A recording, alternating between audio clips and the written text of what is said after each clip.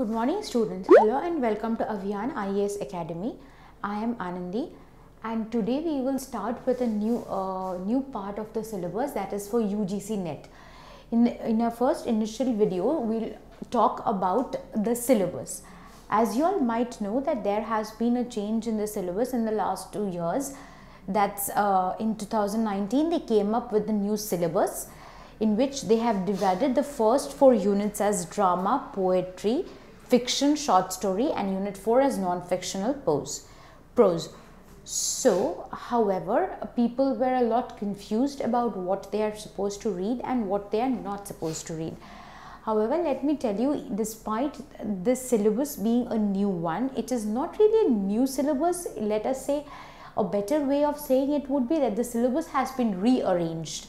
Everything that was there already, nothing of that has been excluded. In fact, there are a few more parts on which little more emphasis has been given. But if we can rather say that this way of classifying the syllabus, in this way we would have to take up the things rather in a larger divisions according to the timeline of the evolving of these genres of literature, rather than taking them up as in the earlier syllabus we used to talk about it as British literature or American literature or Indian writing in English. However, this is to make it very clear that none of those have been excluded. You can also look at the question paper and find out that it is just a restructuring of the syllabus and not really a huge change in the syllabus, because all these things were there also in the syllabus when we had the old syllabus, right? In fact, all these were there even when we had the descriptive answer writing syllabus. However, as they went on to become more and more, we moved over to a lot more objective way of writing, and now it is a 3 hours test with paper 1 and paper 2. The first unit that we will deal with is drama. When we talk about drama, remember this is quite a huge module that we are supposed to deal with. In fact, when we start with drama, it is better if we start with the drama theory, which would rather go back to Aristotle and with Aristotle's Poetics. That is our first entry point to the theory of drama. When we so the first thing would be theory of drama.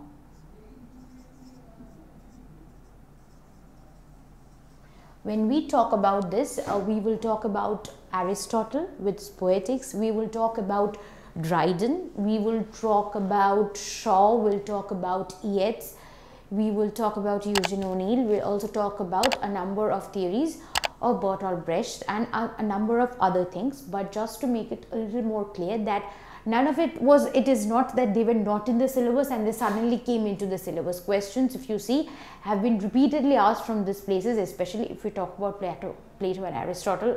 Like, since they are with them we begin our theories, so they were the first entry point. And then if the next part would be the largest, probably the largest chunk in the drama, which would come as which was previously classified as British literature and used to come under the British literature, and that same part is there now as under, when we, as in the drama module, the next big part would be the Elizabethan theatre. And of course you all know why this part is so important, because it has the entire Shakespeare module in it. Not just the entire Shakespeare module, I mean the drama part of Shakespeare, because Shakespeare would of course be studied in your poetry part when we would have to deal with his sonnets. So this Elizabethan theatre would be talking about almost all the plays of Shakespeare. Most importantly, the kind of questions that is asked from these kind of Shakespearean plays are, you generally have to associate the characters with the given play, or you have to pick up the lines, or sometimes what happens is we are asked from a particular criticism on Shakespeare. For example, you might be asked about on Shakespeare's criticism of Moore, or any other critic like Arnold or somebody who is talking about any of these Shakespearean plays. Particularly talking about the historical plays, other than the 4 great tragedies, which are always as important as. Other than that, the historical plays would also be important while studying Shakespeare. And when we start talking about Elizabethan theatre, the next person who would be very important is Ben Jonson,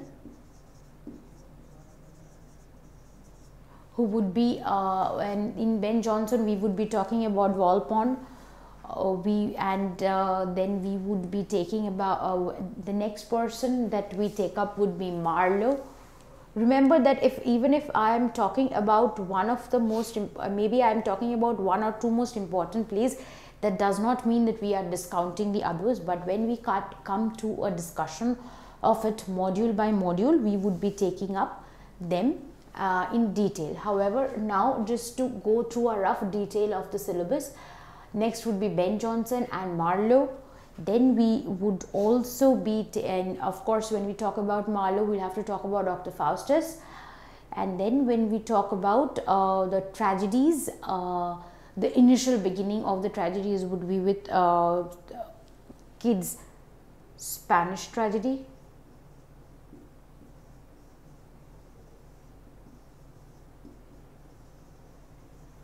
And with this we would take up the entire genre of revenge tragedy.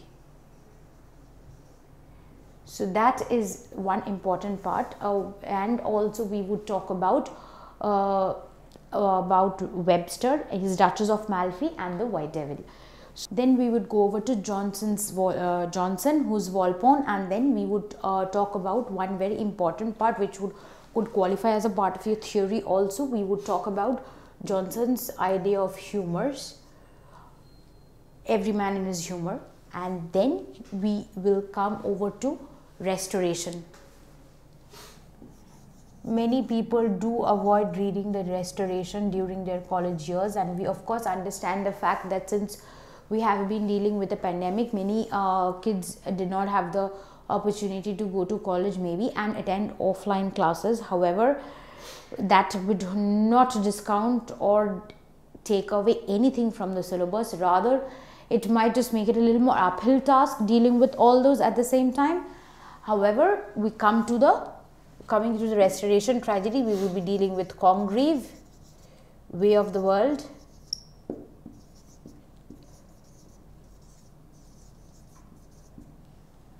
then we would be talking about Collier's pamphlet, that is a short view on immortality of and profaneness of the English stage. So these are the first few things when we start talking about drama, and of course that after that we would go over to Sheridan a little, then Goldsmith, and then coming over to some of the realistic drama, and after that we would be going over to the poetic drama of Shakespeare, the poetic drama of Eliot, that's Murder in the Cathedral. If people are not very aware of the fact that Eliot also did write dramas. And then of course we cannot discount the Irish theatre. And when we talk about Irish theatre, that would of course take into Shaw and Synge in your syllabus. And now if we come over to the one of the most important parts of your drama, that's the absurd theatre.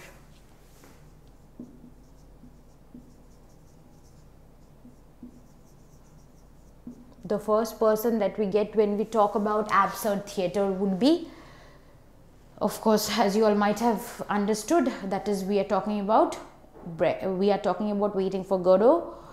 We are we are talking about Samuel Beckett. We are talking about Eugene Ionesco mostly, and then a few other people. But the most important, all of them would be equally important, but even among them, Brecht would be very important. Brecht would come under your European theatre, and Brecht would be quite important for him for the syllabus. And if we go then, if we go to the Russian part, in reference we would be talking about Chekhov, and do not forget that we will have a few dramas to deal with from American literature as well, because earlier it was classified as American literature. Now since they are doing it as drama as an entire module, this would also include the American dramas. Do not forget about that dramas like Arthur Miller's, Tennessee Williams would take important position in your drama module as well. So that would be mostly about your drama. Do not think that this is whatever I am saying is just is talking about all of it. I am trying to merely give you a rough outline. But when we would be taking up a module by module discussion on this, we would go into more and more detail about this. Now we come to the second part of the syllabus, that's unit 2, that's mostly fiction. When we talk about fiction, we would mostly be taking up novels, and as you know that right now it's no longer classified as literature based belonging to the countries. It is classified as in your genres. So the fiction would mostly be about novel, and in novel we would begin with something as basic and as important at the same time as the Art of Fiction by Henry James. So we would have the rise of novels. These are things which would be around and about the theory of novels. And then we have a few more by E.M. Forster. We would have a few by Linda Hutcheon.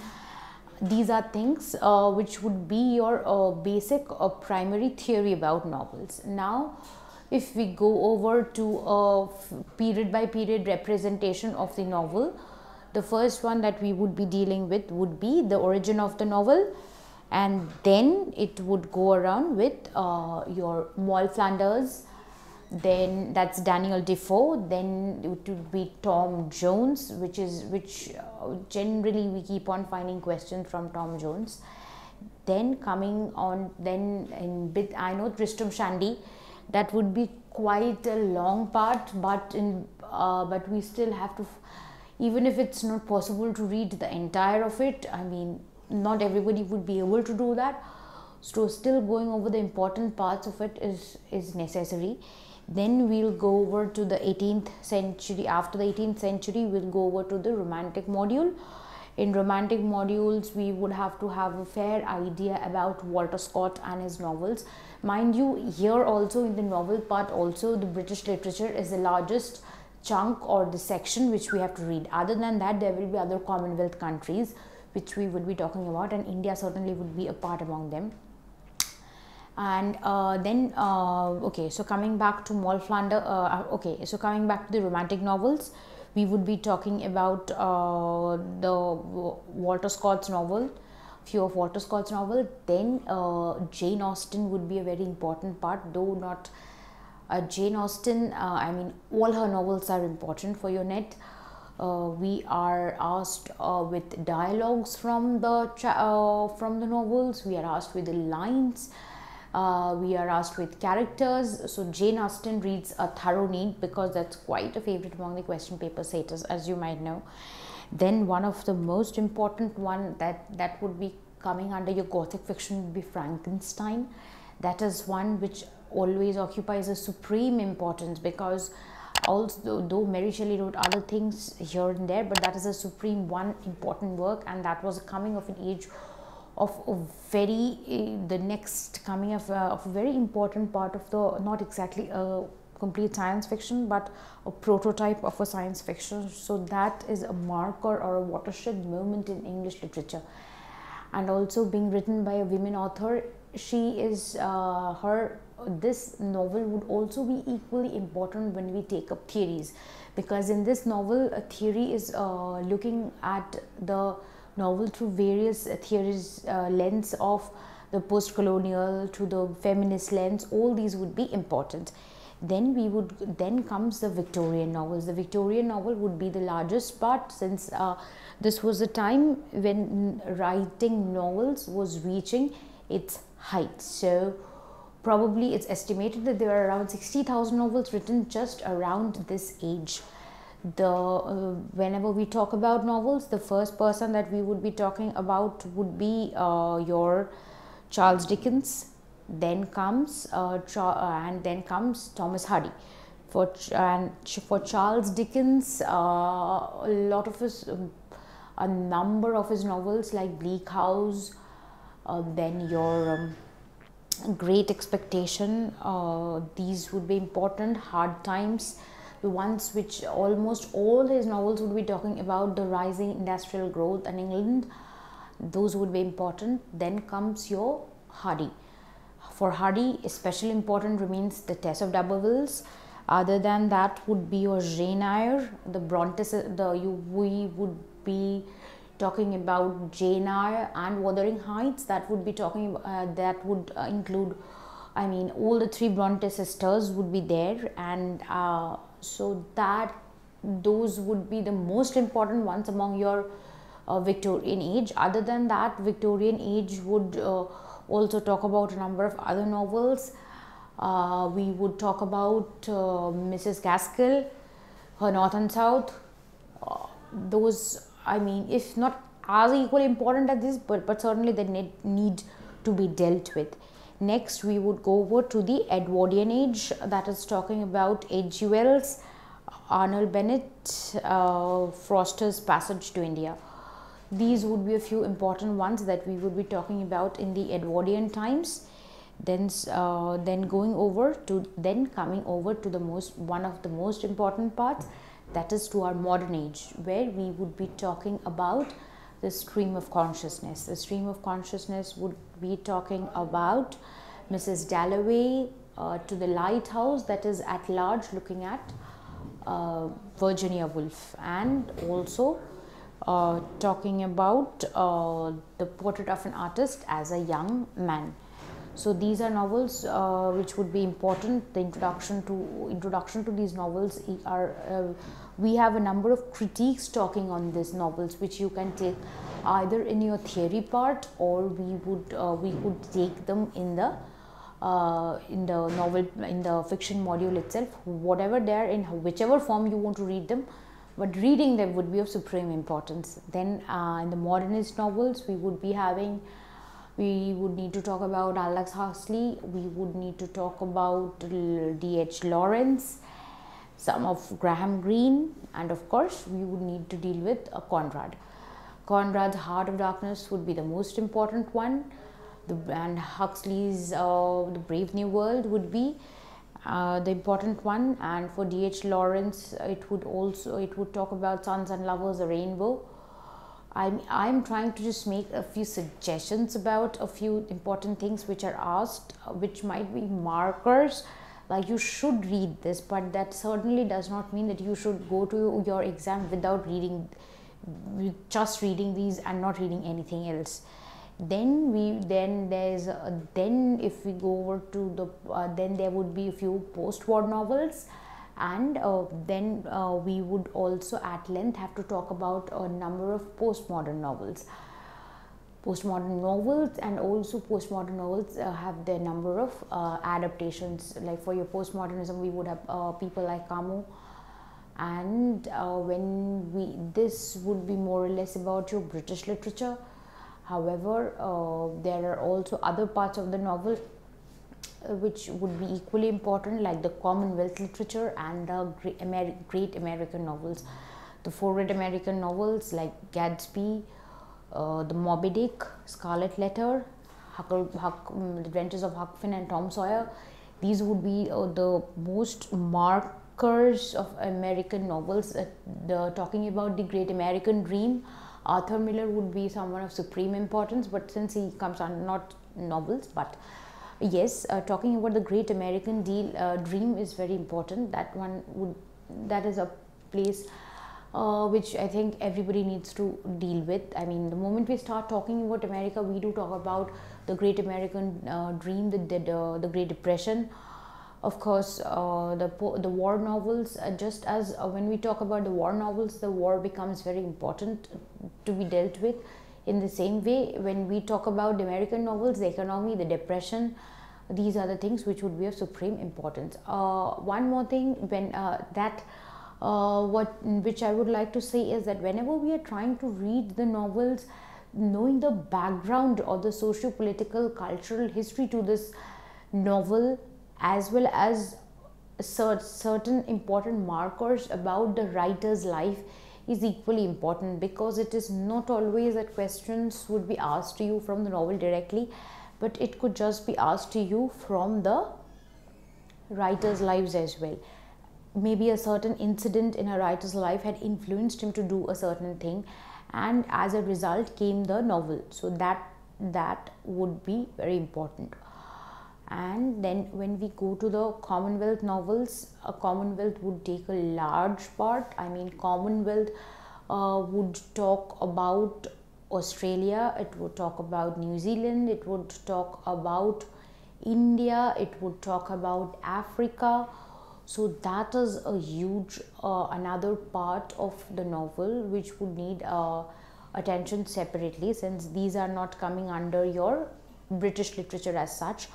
However, when we are talking about English literature, remember, it's not just literature written in English, it is also literature translated in English, because number of novels did gain it became famous after it was translated. So Indian writing in English, as you all of you might have had a module in your college years about Indian writing in English. That module holds of supreme importance. Like people like Amitabh Ghosh would be of quite importance in your net. So that would be, then we have authors like Arvind Adiga and and like, I mean, this Indian writing in English, this goes on and on and on. So they would be important. And talking about the Australian part, knowing the history of Australia, like the history related to the origins, related to the Maori tribes, talking about people like Peter Carey would be very important to deal with. And when we talk about the European, other than that, when we talk about the African novels, like Soyinka would be, Wole Soyinka would be for plays, but since we started talking a little bit about African literature, Achobe, and more than Achobe are the people who talks on Achobe, like his things, there are a number of criticisms on which of Achobe, which had gained equal let's say his novels were famous, and say they were equally loved or criticized, or however you want to say, but they offered a very different viewpoint on his novels. So those would be important. And Wole Soyinka would be important, but he is for plays, not exactly coming under the novel part. So, but still he is of great importance when we talk about African literature. Other than that, if we want to talk about the European novels, it would be talking about Anna Karenina. That is one of the favorites on which we keep on getting questions. So that would be certain dealing with your novels. But what is more important, also in your European novels, talking about the theories of the novels was very important, and those theories would be applying to all sorts of novels. So that is one part of it. Knowing the socio-historical background of whatever you are reading is very important. So now, if we want to do a quick recap of all the things that we have dealt with till now in the largest two chunks of the drama and fiction. Under drama, we have began with the theory of drama, that is the theory of tragedies, comedies. Then we came over to the Elizabethan ones, where it becomes very important, because that takes a huge part of the university wits along with Shakespeare. So Shakespeare itself is such a huge part, and he especially talking about his historical plays and his tragedies, questions being repeatedly asked from them. We have Johnson, we have Marlowe, we have Kate, we have the revenge tragedies. So that part would be very huge part to deal with, but equally important as well. When we talk about Shakespeare, knowing certain terms related to Shakespeare, like the folio, the quarto, that would be important. Talking about how it was adapted, how he dealt with the King's Men, the King Chamberlain's Men, the theatres around those time are equally important, because mind you, plays during the Elizabethan age were written to be seen and heard by people. They were not actually written to be read by people. More than that, it was to be, yes, certainly people read them as well, but it was made in a way so that people came to see the enactment of the play, and the moment we talk about enactment of the play, along with that comes a number of theories associated with those plays. After that, when we talk about then we would come to the restoration. The restoration would, Congreve would be someone of supreme importance. Then we would be talking about the modernists and the postmodernists. When we talk about the modernists and the postmodernists, we would be dealing with someone like Beckett, Look Back in Anger. So these things, probably for your novels and your both your drama, the age of modernism and postmodernism, like since most of the English departments in India are moving towards a very post-colonial theory kind of thing, so that would be of supreme importance. And also, and as we dealt with the novels, for the novels also, talking about the theories of novels, the origin of novel would be important. Then dealing with the Victorian part would take quite a bit of your syllabus, because that was a time when most of the novels were written. Then there are few from the, as I said, from the Russian part, and then Commonwealth literature would be as such a very separate chunk of literature that we need to deal with, under which it is not just anything other than almost, because since Britain had almost colonized the entire world, so anything that is not in the British literature would more or less come under the Commonwealth literature. So, except the American one, of course. American literature is a separate part, so there can be three parts: the Commonwealth, the British, and the American literature, and novels under them. So the modern and the postmodern novels, and then another part would be the European novels. So that would be mostly about your novels and dramas. In our next video, we would be taking up the next two modules, that is poetry and non-fictional prose. So that was all for today. Thank you, and stay tuned for more.